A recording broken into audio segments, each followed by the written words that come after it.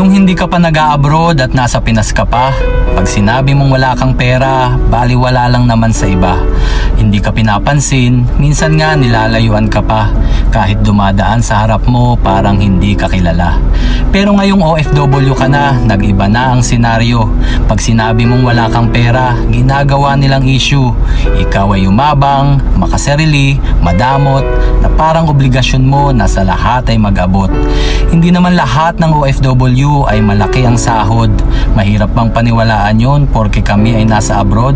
Dumarating din ang time na walang-wala rin kami talaga. Kaya pasensya na kayo kung pamilya namin ang inuuna.